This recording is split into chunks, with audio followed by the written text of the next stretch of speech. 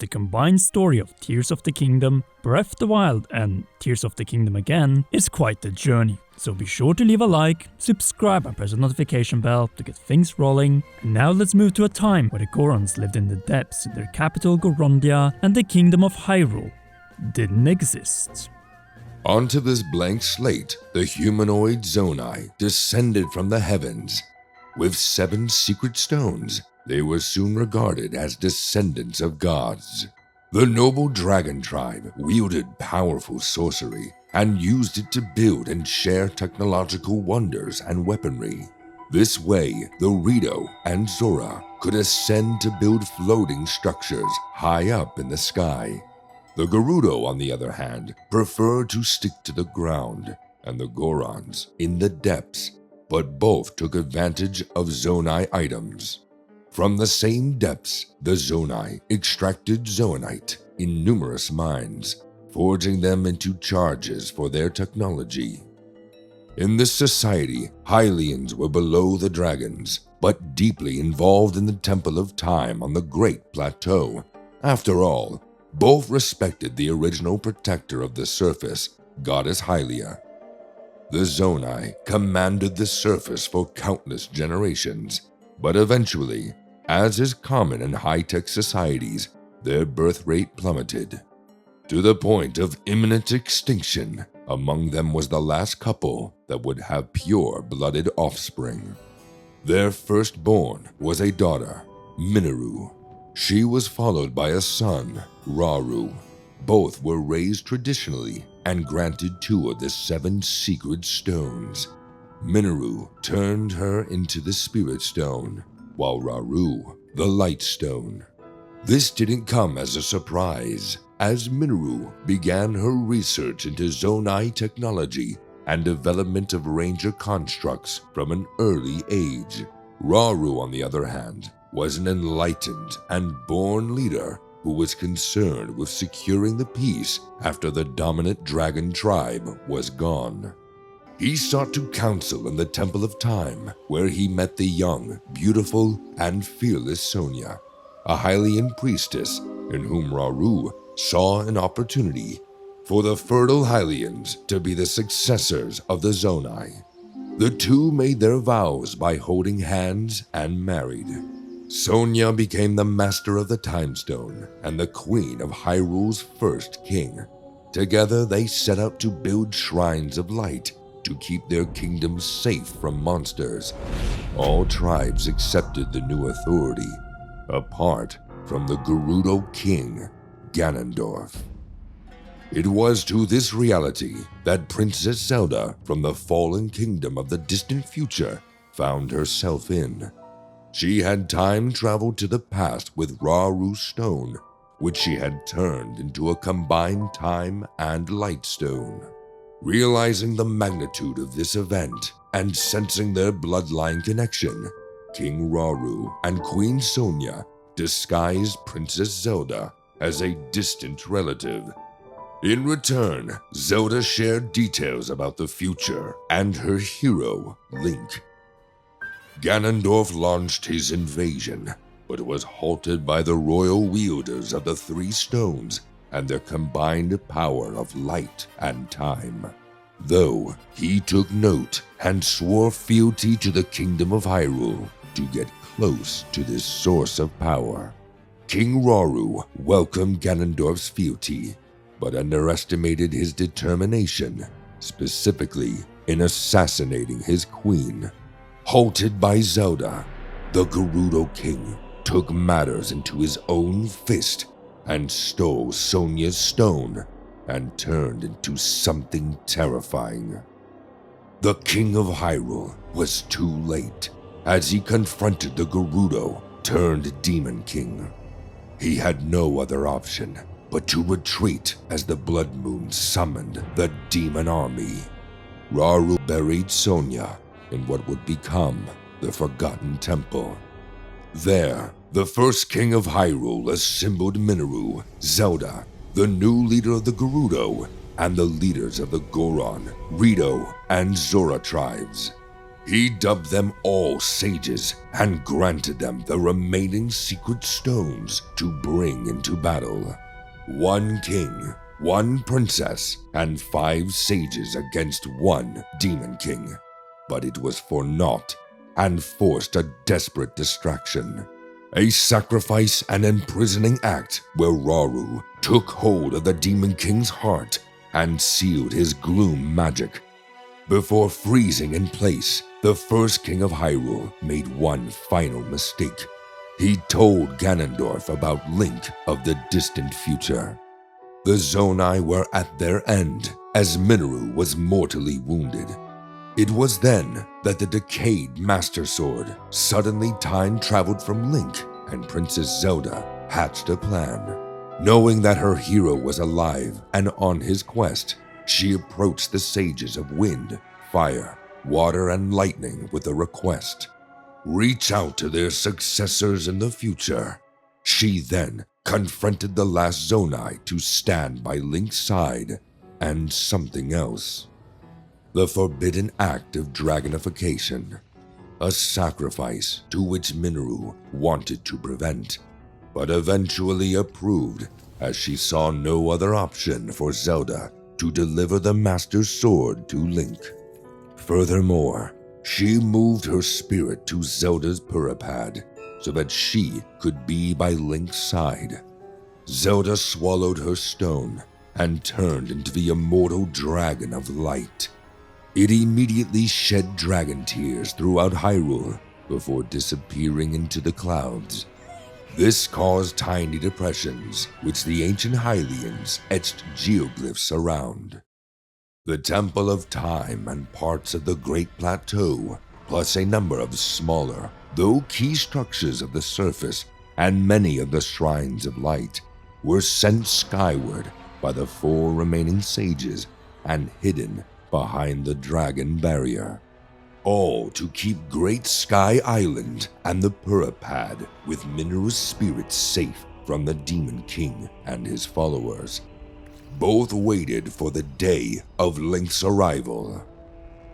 Down in the north-central depths, Rauru held Ganondorf imprisoned, waiting for the day Link would turn up with the glowing Master Sword to finish what he started.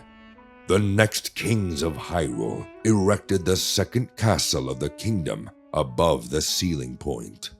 Later, though, the same dynasty distanced themselves from the extinct Zonai and their technology until the ancient Sheikah took inspiration from the Dragon Tribe.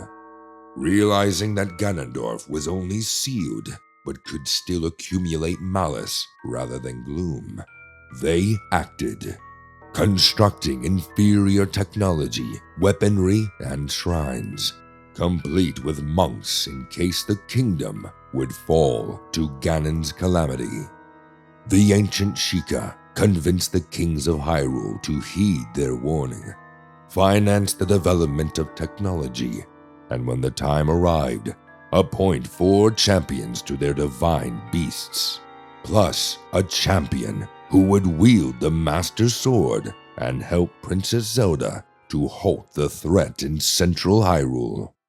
They succeeded, though it remains unknown who the swordsman was.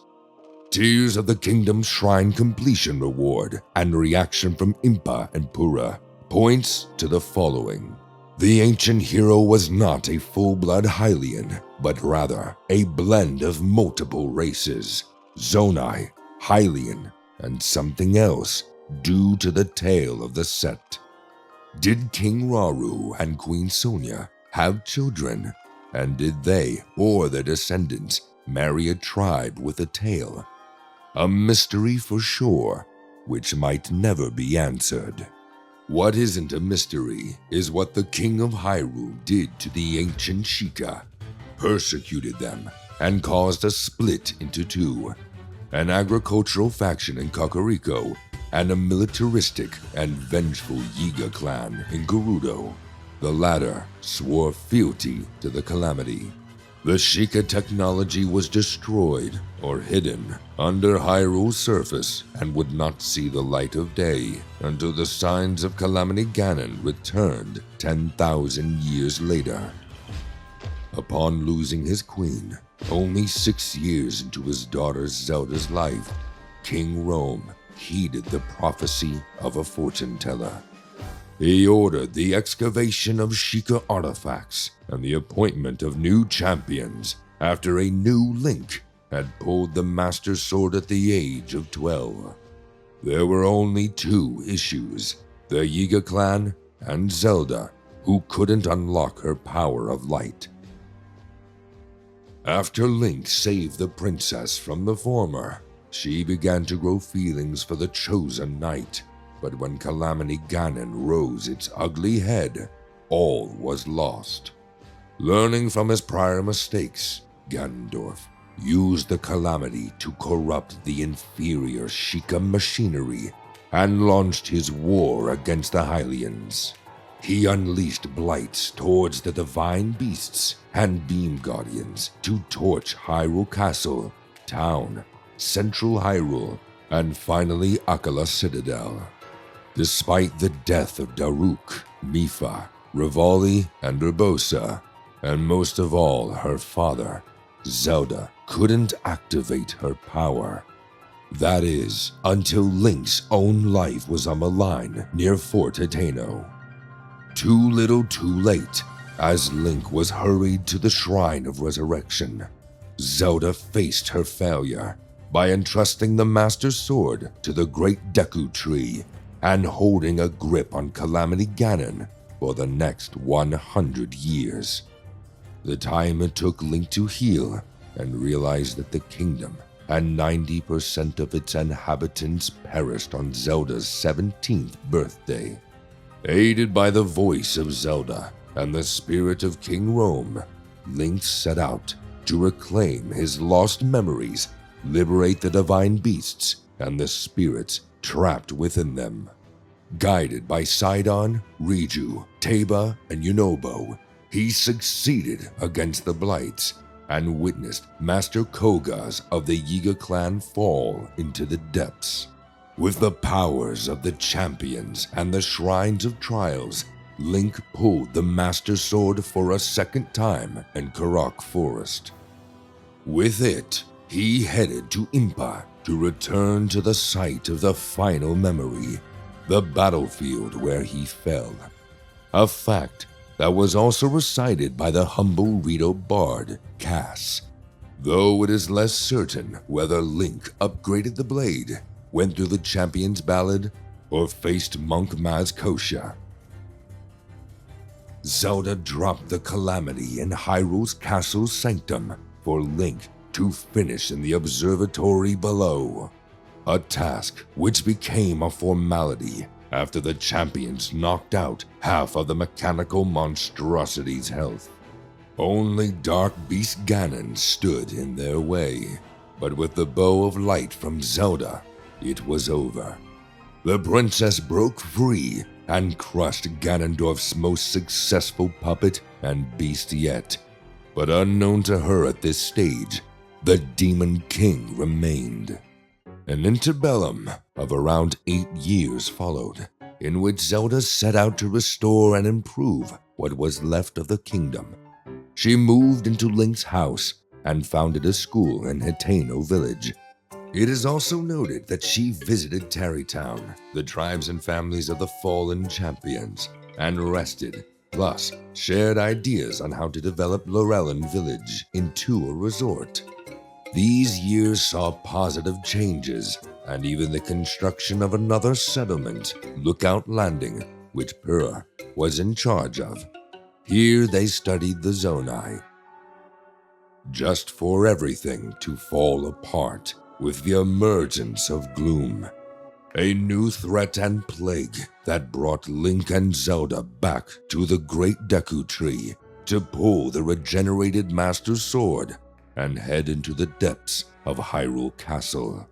The imprisoning chamber where Rauru awaited the Chosen's arrival.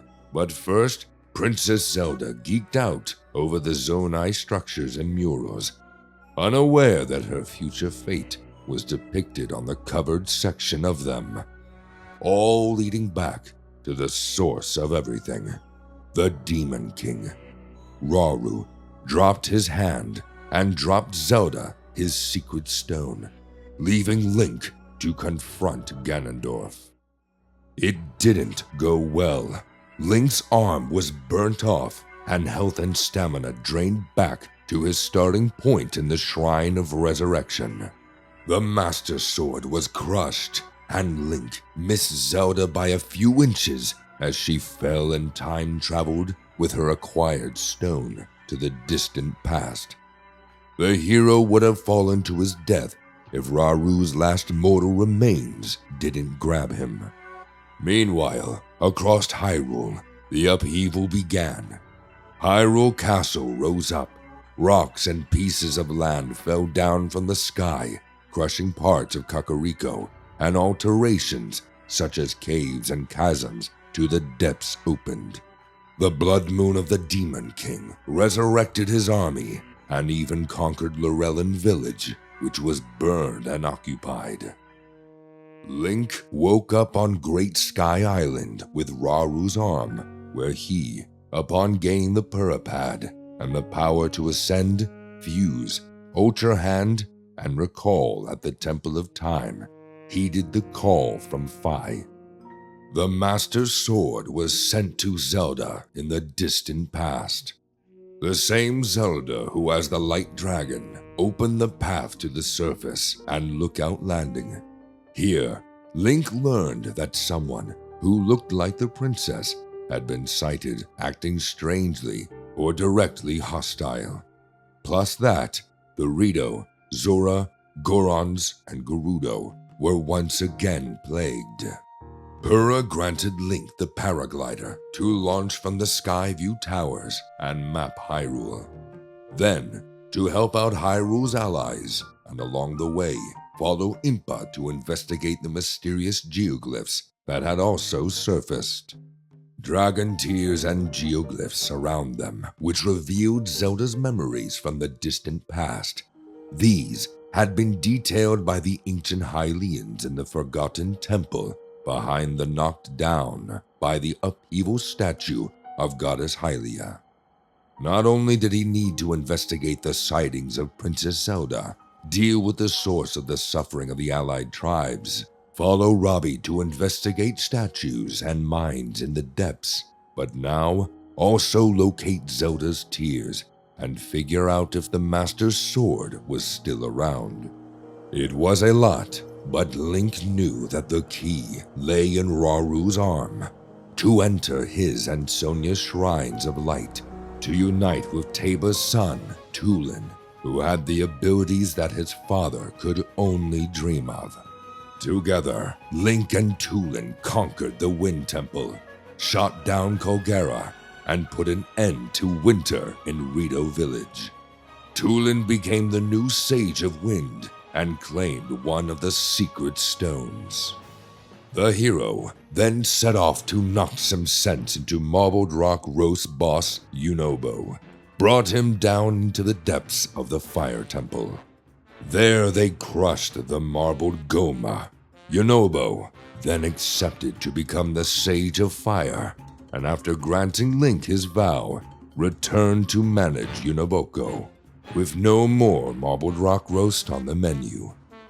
Zoro's domain, on the other hand, was plagued by sludge from above, plus sludge-like, which had knocked out King Dorephan and left the monster to Link and Sidon to defeat, which they did, upon which Link opened the path from the ancient Zora waterworks to the water temple in the low-gravity section of the sky. Muktaruk made a stand, but was washed away. Sidon became the Sage of Water after claiming the Water Stone and was crowned as king, and Yona queen after the abdication of his father. Riju was in a deep mess as Gibdus had taken over the desert. Link arrived just in time to repel their attack and then head to the Gerudo chief to the pyramid scheme that was the Lightning Temple. Luckily, Link and Riju came out on top. Riju was no longer just a chief, but also a sage, granting her, just like in Tulin, Yunobo, and King Sidon's cases, one of the secret stones, and handing Link an avatar, possessing her power in his rings. The hero had done it, but almost shed a tear himself after witnessing Princess Zelda's sacrifice in the final tear dropped by her. The time to locate the Master's sword had arrived, and it was clear that the Zelda, who kept showing up and then disappearing across the land, was an imposter or disguised Yiga foot soldiers. Link made his way down to the depths where he defeated Master Koga and his vehicles. He then navigated from here to Korok Forest, as the path above had been cursed. But by whom? The true incarnation from hell, Gloom Hands, and behind them, Phantom Ganon. Link dealt with them. The great Deku Tree then pointed Link to the Master Sword, or he already pulled the blade after locating the final dragon tear. It turned out that the blade of evil's bane was planted in the golden locks of Zelda's light dragon. She had taken care of it all along, and Link had been beaten enough shrines of light to pull it.